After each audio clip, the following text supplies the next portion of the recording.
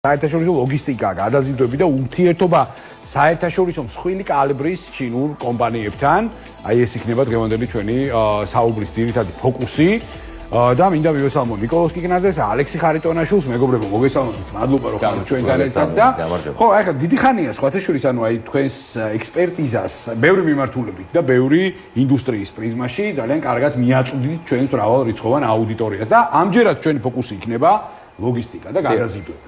ნიკოლოზ, ეხლა ჩვენ პირველი ჩვენი გადაცემა იყო, სადაც თქვით, რომ ანუ რეალურად თქვენი პარტნიორი არის უდიდესი და უმსხვილესი გლობალური მოთამაშე ლოგისტიკური მიმართულებით და შესაბამისად მე კიდევ ერთხელ მინდა ფოკუსირდეთ დღეს ამ თემაზე. გისმენთ ყურადღებით. მივესალმებით მაყურებლებს, პირველ რიგში დავიწყებ იმით, რომ ჩვენ ამ ლოჯისტიკის მიმართულებით რაც ახსენე საკმაოდ ძალიან დიდი კომპანია არის, Strongway Logistics ინტერნაციონალური კომპანია, რაც შეეხება ხა საქართველოს მიმართულებით ძალიან ვალვითარებთ ახლა ჩვენ ამ სიტუაციას და კიდევ უფრო მეტად წამოვიდა ჩვენთან პარტნიორობაში ძალიან კარგად წავიდა B2B სექტორი, რაც შესანიშნავად უკვე დავიწყეთ ოპერირება ქართულ ბაზარზე. რაც აი ხა ამ შემთხვევაში ჩვენ დავამატეთ LCL ტვირთები, რომელიც კუბური ტვირთები გვექნება, საკმაოდ ვფიქრობ, რომ ახლა ალბათ ალექსა დაასახელებს საჯაროდაც ფასთან მიმართებაში ვფიქრობ, რომ ყველაზე დაბალი ტარიფი გვექნება კიდევაც LCL ტვირთებთან დაკავშირებითაც, რადგან თან კიდევ ჩვენ დავამატეთ კიდევ ერთი საწყობი ჩინეთში, რომელიც ეგ პირადად ჩვენი არის და კიდევ უფრო მეტად ვუმარტივებთ ჩვენს პარტნიორებს, ესე რომ ვთქვათ, ლოჯისტიკის და ტრანსპორტირების კუთხით ამ ყველაფერს. ერთ-ერთი ყველაზე მნიშვნელოვანი ფაქტორი ის არის, რომ ამ ყველაფერში ჩვენი მიმართულებით უფრო მეტად დაცულები არიან, მარტივად ვოპერირებთ ბაზარზე, პლუს ამას ის ემატება, რომ ალექსას 18 წლიანი ცხოვრების გამოცდილება ჩინეთში არის ერთ-ერთი ესე რომ ვთქვათ, თავი აქტივი, თავი აქტივი, ესე რომ ვთქვათ, მე როგორც ვიძახი ხოლმე, ჩვეულებრივი ბაზუკაა, ხო რა. ასაფეთქებელი ჩვეულებრივი ბაზუკაა მეთქი, იმიტომ რომ ბიზნესში. ხო, ბიზნესში გული, ხო, იმიტომ რომ ისეთი კომპონენტები და ისეთი დეტალები არის იქ მნიშვნელოვანი, რაც ამ ჩვენ ძირითადად ხა ამ შემთხვევაში ჩვენ ვსაუბრობთ სარკინიგზო ლოჯისტიკაზე, რაც სწრაფი არის, უსაფრთხო და შედარებით მარტივი ბიზნესისთვის და ალექსი ისაუბრებს ახლა კიდევ უფრო მეტად გავხსენებ და კიდე სადავამატეთ ეგეც რო ახსენო მაგის. იბატონო, ჩინურ ქალაქებს მე კიდე არასწორად გამოვხობ და ჯობია რომ ალექსამ. იბატონო, მოგესალმებით. რა თქმა უნდა, ჩვენ ახლა ამ ვითარებაში კიდე მოგვიწია რომ გავვითარდეთ და წინ წავედით. კიდე ერთი საწყობი უკვე მზათა გვაქვს, ეს არის უკვე ავტონომიური რესპუბლიკა სინძიანია, რომელიც არის საზღვარი კაზახეთი. სადაც ხორგოსია, სადაც ბევრი უამრავი ავტომობილით იტვირთება, უამრავი სხვადასხვა ტვირთი, რომელიც ამ რეგიონში კეთდება და იქაც დავამატეთ უკვე საწყობი, რომ შიდა გადაზიდვის, აი ჩვენ მომხმარებელს შიდა გადაზიდვის მარტო სიანში რო არ მოიტანოს და პირიქით იქ თუ ახლოს არის უკვე იმ დიაპაზონში, სადაც არის ეს ჩვენი საწყობი, იქ მოიტანოს უკვე უფრო მარტივად და უფრო იაფად შიდა გადაზიდვით. ესეც უკვე უიაფებს პროცედურებს, რა თქმა უნდა და ჩამოდის იქ და იქ უკვე მთელი სერვისი როლდება, ინვესტივის პაკინგლისტების გაკეთება, გადაზომვა, აწონვა და ასე შემდეგ. იბატონო. ესე რომ იქაც უკვე გვაქვს ხელმისაწვდომობა, რომ ის ტვირთები იქაც დავტვირთოთ. ეხლა რაც შეეხება ასე ვთქვათ საშუალო ფასებს, რაც გვაქვს, ეხლა რაცაც მივაწოდებ ჩვენ მომხმარებელს, ეს არის $150 კუბი. ეს არის კუბური, ძალიან ასე ვთქვათ სერიოზული ფასია. ეს არის ფასი B2B სექტორისთვის. B2B სექტორი, რომელსაც ეს აწყობს, თუმცა არის მსხვილი B2B სექტორი კიდე, რომელსაც აქვს უამრავი საკონტეინერო, უამრავი კრება. სხვადასხვა ქალაქებიდან იკრიფება ბევრი ტვირთი, შეიძლება 100 კუბი იყოს, 150 კუბი და ასე შემდეგ და სპეცტარიფების განიხილება ამ მსხვილ კომპანიებისთვის.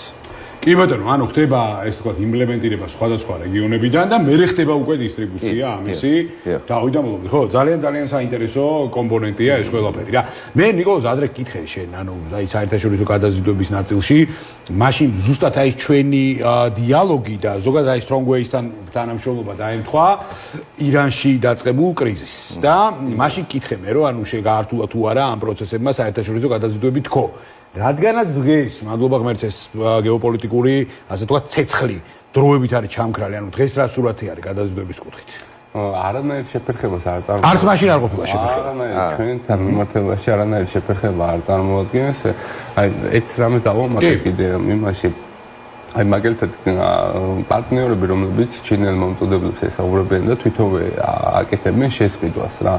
თვითონვე რომლებიც შეისყიდიან პროდუქციას ჩვენთან მარტო ერთადერთი რაც დარჩათ ვისგანაც შეისყიდეს იმის ტელეფონის ნომერი ან ნებისმიერი WhatsApp-ი ჩვენი ავტომობილი მიდის იმ კონტეინერს იტვირთავს და პირდაპირ მოაქან იმედად ვუმარტივებთ რომ და პირდაპირ ვაბარებთ თან თბილისის ტერმინალზე რა კიდევ ერთ დავამატებ რომ სარკინიგზო ლოჯისტიკა ბევრად უფრო გამართლებულია იმ თვალსაზრისით რომ სატერმინალო გადასახადიც ბევრად იაფია რა შესაბამისად ვინც სხვადასხვა გადაზიდვებს აკეთებს პირობითად ვამბობ ჩვენც უკვე გვექნება ძალიან მალე ესე რომ ვთქვათ საზღვაო გადაზიდვა თუმცა იმხელა დროის მოგება არის სარკინიგზო მიმართულებით ვფიქრობ რომ იმ დროის ციფრში ის ბიუჯეტური მაჩვენებელი ვფიქრობ რომ გაბათილებულია ჩემი აზრით მე ხო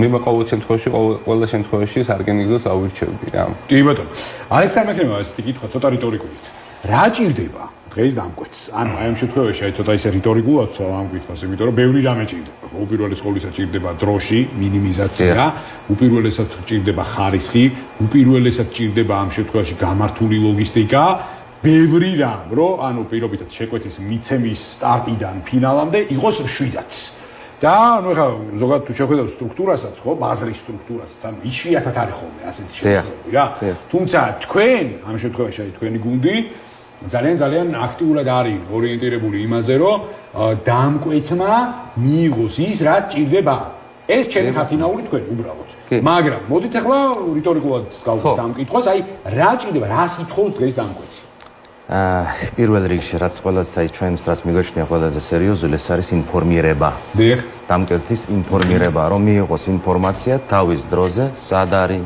როგორ არის ან როგორ უნდა მოხდეს რომ შემდეგში როცა უკვე ვიკავშირდება უკვე გაგრძელებას რომ ითხოვს ას პროცედურების ტვირთი წამომიღეთ იქიდან რომ ეს ინფორმაცია უკვე წინასწარ გქონდეს ადვილად აიქვას ყველა პროცესები ჩვენც იმიტომ რომ ხდება მასე ახლა ზოგიერთს აი ტვირთი სადღაც მოდის არ აქვს ინფორმაცია ეს უფრო მნიშვნელოვანია რა თქმა უნდა დროც მნიშვნელოვანია ეს სერიოზულობა და ნუ ახლა 25 დღე საზღვაო გადაზიდვასთან შედარებით ძალიან სერიოზული მაჩვენებელია. ეს რკინიგზაზე არის კონკრეტულად. აი როცა კი დაიტვირთება, ხო, მაგრამ აი მადლობა ალექს, ძალიან საინტერესო პასუხისთვის.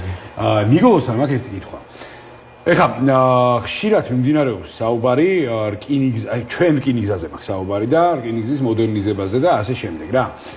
აი ეხლა ძალიან საინტერესო იქნება შენი პასუხი, იმიტომ რომ უშუალოდ პრაქტიკოსი ხარ ამ მიმართულებით და მე მაინტერესებს აი დღეს ჩვენი ლოტი სარკინიგზო ლოტი ხო თვითონ თავისი ლიანდაგებით თავისი სარკინიგზო ვაგონებით და ასე შემდეგ ანუ აი რამდენად ეფექტურია და რამდენად კონკურენტუნარიანი არის რეგიონის სხვა ქვეყნებთან მიმართებაში ამ ეტაპზე კონკურენტუნარიანიც არის და მაგრამ რაც შეეხება ძალიან კაი კითხვა დასვეს ანდრო